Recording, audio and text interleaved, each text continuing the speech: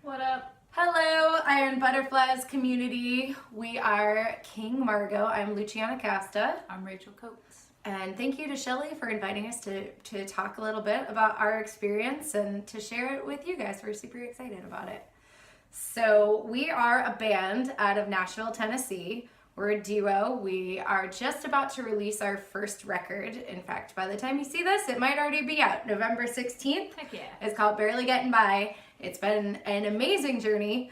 And Rachel and I are both lifelong musicians, so we wanted to just talk a little bit about what that journey has sort of looked like for both of us individually. Totally. So, I don't know if you want I'm to kicking share off first.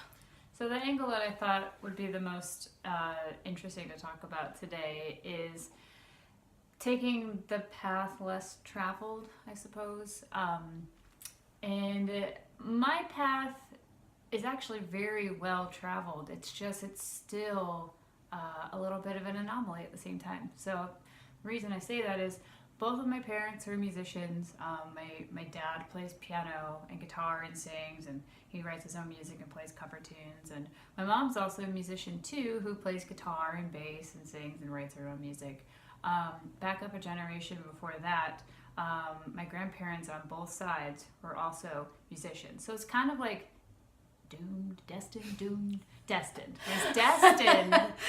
do the music. Very fine line. The cool part of that was my grandmother, who's still with us today. She was the first, not just female, but first upright bass student to major in music education at Michigan State University.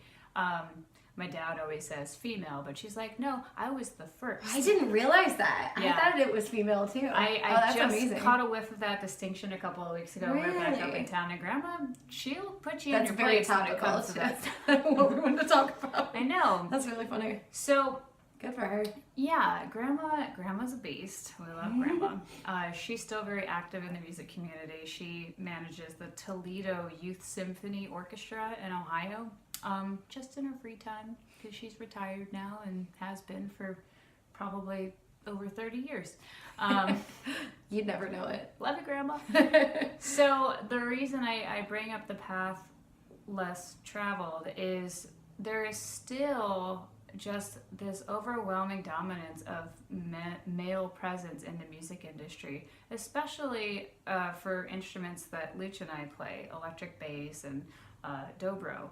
Those are two instruments that are just really underrepresented by females. So despite the fact that I had so much encouragement from my family, there were still definitely some hiccups in the road in my community by some male counterparts. And one particular example I would like to share with you, I will not name any names, but there was a moment that I was filling in for a church position, subbing for a contemporary service in the morning, and one of the players in the same church praise band was like, so why bass? And I was like, because bass is cool and I love lower frequencies and they sound amazing. I was very honest and like excited to give the answer because it's the truth. And he goes, well, I just thought that like women couldn't hear, low frequencies. And I was just like, I know dudes that can't hear anything. So like, I'm not sure what the comparison is here. Like dogs, like I don't other know. creatures can't. That's crazy. I know. I was really dumbfounded in the moment and just was kind of like, no, you're wrong. And then I walked away. But That's insane. despite the fact that I've had all kinds of encouragement, and a lot of it is because I come from a family where everybody's just so supportive and that's what's normal, had I not come up that route, it would have been a lot harder. So I did have an advantage having that type of community and support just within my own family. And I just want to get the word out there. Like, if you are a young woman, a little lady, and you want to play bass, like, do it. It's cool. And I give lessons. So get a hold of me and we'll make it happen. You can learn. You can learn from the master herself.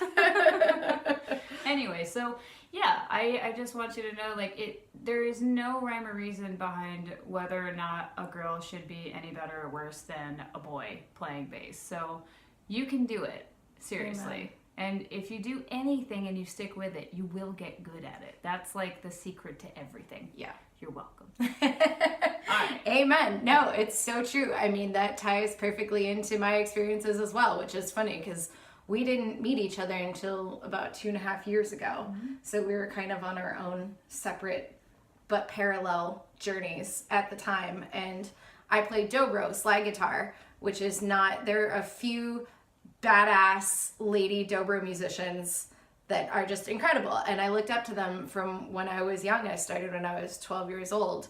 But there's so much stigma attached, especially when you're a young female. That's the other, like, you're just getting the double whammy because you are inexperienced, you are green, as everybody is.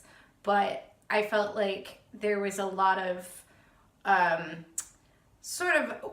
there wasn't room or permission to be green as a young female. Yeah, where I saw very unforgiving. Yeah, like I saw so many young male musicians who were my peers kind of get this mentorship and attitude where they were treated like, well, you know, this is where they're on their journey, but you know, they're going to grow. And it was just this very like sort of natural path and assumption that they were going to grow into something that was great. Whereas, you know, myself and other female musicians were treated like, if you didn't already know everything, it was because you were young and you were a girl. And there wasn't this allowance of growth and this just sort of natural faith that you were going to go somewhere and you were going to stick with it. I mean, I can't tell you how many times I heard like, well, that's cute that you're a musician, but like, what are you going to do? That's a really terrible double standard. Totally. It absolutely is. So luckily we're both very stubborn. Yeah. So there's a lot of that, but just sort of, you know, spending my entire 20s realizing that there were always going to be comments and there were always going to be, you know, things I heard through the grapevine too. I remember working on a couple of productions in like a more technical aspect, and it was just like, well, you know, she's only working on that production because she wears dresses and like short skirts. I legitimately heard that. That's and you know, you have to take it in stride, and you have to, you know, well, you don't have to, but that was the pressure that was felt was, you know, this is just normal, and this is how it's going to be for you as a young woman going into a male dominated industry. And it's not just music at all. You know, I can't tell you how many books and articles I've read. Like, it's just absolutely not limited to music, but that was our experience. So that's where I can speak to the most. But all that being said,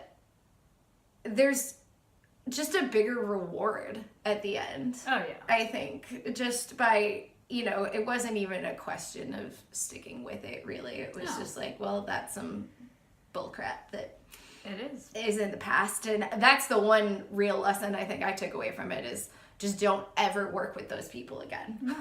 They don't deserve your time. Yeah, exactly. Yeah. Like just, you know, if you're on a shoot or you're in a production or doing a show with somebody that's not treating you with respect, do your job, be professional in the moment, and then don't work there again.